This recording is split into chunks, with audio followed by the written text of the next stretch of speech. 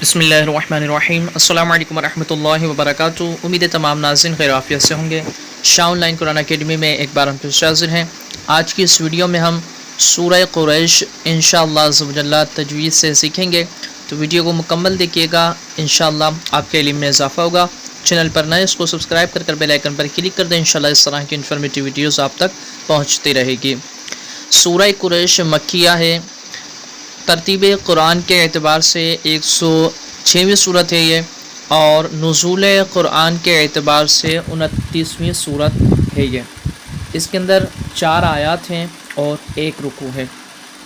اعوذ باللہ من الشیطان الرجیم، بسم اللہ الرحمن الرحیم، لإیلاف قریش، لإیلاف قریش۔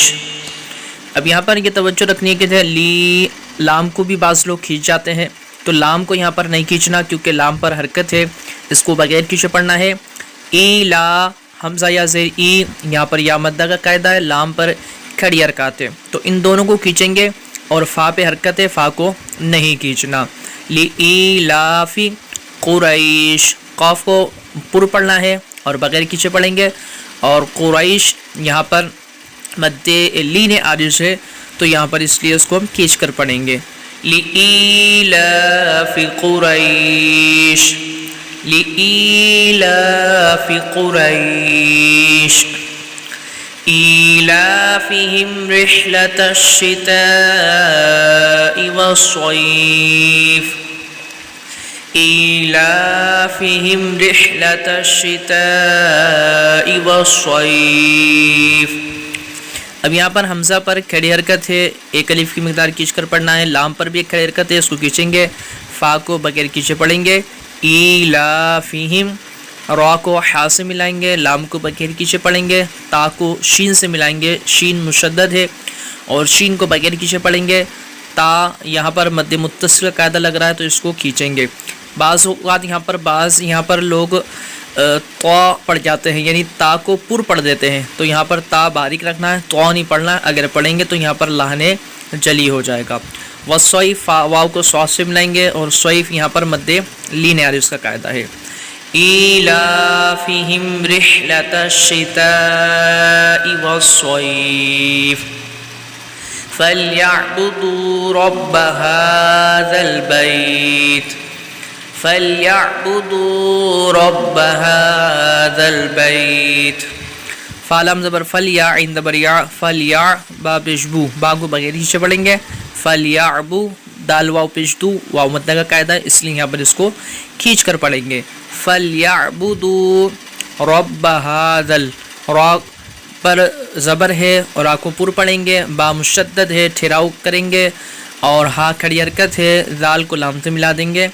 رب هذا البیت، فلیعبدوا رب هذا البیت الذی اطعمهم من جوع وآمنهم من خوف، الذی اطعمهم من جوع وآمنهم من خوف۔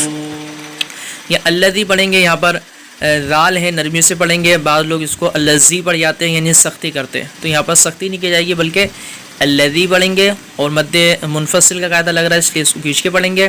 حمزہ طا زبر ات، یہاں پر قلقلہ کریں گے، طا مشد جزم ہے، ساکن ہے طا یہاں پر، اور جب حروف قلقلہ ساکن ہو تو قلقلہ خوب ظاہر ہو کر ہوتا ہے۔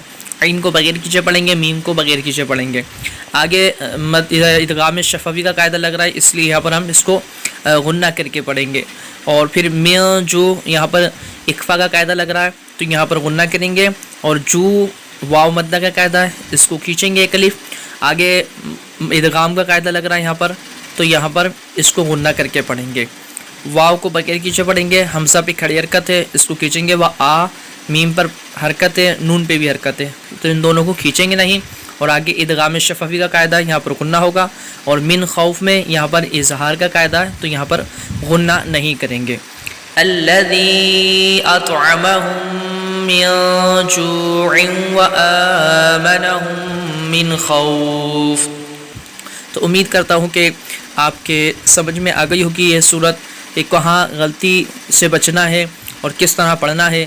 یہ کچھ چیدہ غلطیاں تھیں جو آپ کو ہم نے اس میں بتائی ہیں. پراپر طور پر اگر آپ قرآن درست پڑھنا چاہتے ہیں، سیکھنا چاہتے ہیں تو شاہ آن لائن قرآن اکیڈمی کو جوائن کر لیں. انشاءاللہ عز و جل آپ کو تجوید کے ساتھ قرآن مجید فرقان حمید بہتر انداز کے اندر سکھایا جائے گا، سمجھایا جائے گا، پڑھایا جائے گا.